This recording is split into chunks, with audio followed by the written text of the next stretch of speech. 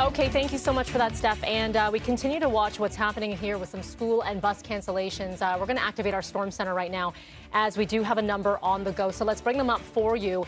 Just to rehash this, if you're just waking up, buses serving all of Simcoe County right now, all of those zones are canceled. But as it stands, some schools do remain open. So again, please keep in mind, depending on your board, some schools may remain open. Some may close the schools as well if buses get canceled. Student transportation as well, we should tell you, for the Dufferin-Peel Catholic Board, are not running in Dufferin County only. Again, just not Dufferin County. We're also seeing some corridor cancellations in the Nipissing-Parry Sound area, Wellington-Dufferin zones 2, 3, and 4.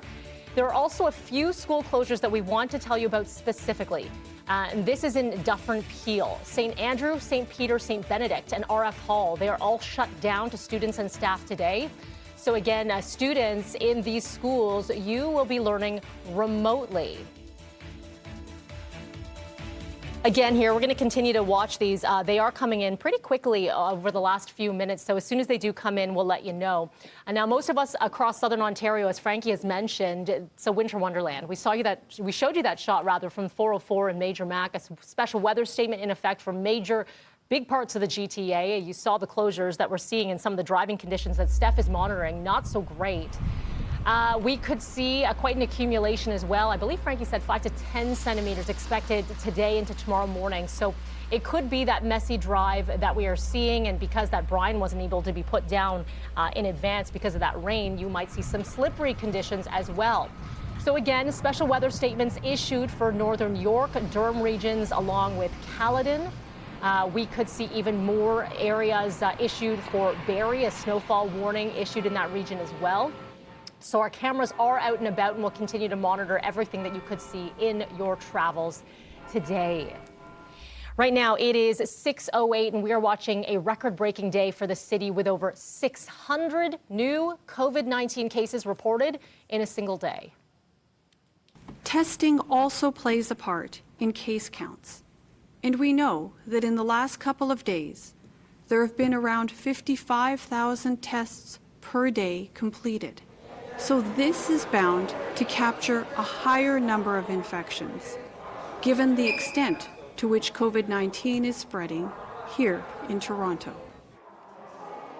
And Toronto reporting 629 confirmed and 14 probable cases yesterday. That's the highest single-day increase the city has seen since the pandemic began.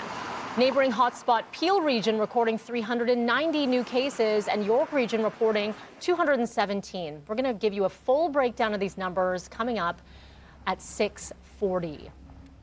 Now, Premier Ford becoming increasingly frustrated, saying he isn't getting the answers that he needs from the federal government about COVID-19 vaccines. The clock is ticking, and everyone's spending hundreds of millions of dollars, and you can't give me a delivery date? No, it's unacceptable. We need a delivery date. We need to know how much and what type of doses we're getting. Simple as that. Ford says he's been keeping a very close eye on other countries, and places like the UK are on track to start COVID-19 immunizations soon. The Premier doubling down on his calls to Ottawa, saying Ontarians need answers.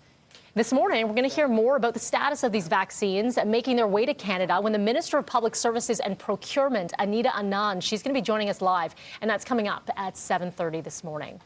Meantime, the Ford government announcing more supports for parents and guardians with children 12 and under.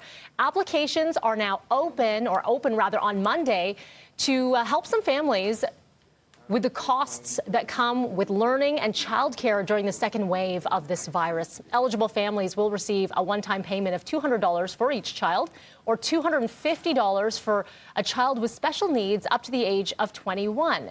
To apply, the website ontario.ca, or through our website. You'll find a link as well, citynews.ca.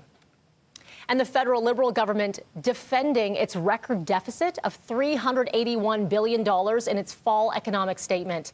The government says the spending is needed to help Canadians through the economic storm created by the pandemic.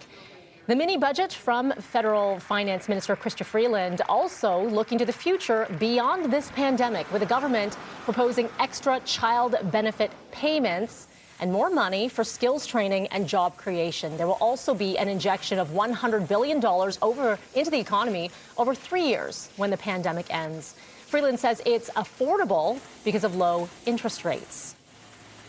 The government is acting prudently to push out the maturity of that debt so that we can lock in today's low interest rates. $400 billion will be added to our national credit card this year, 8 times bigger than the previous all-time national average.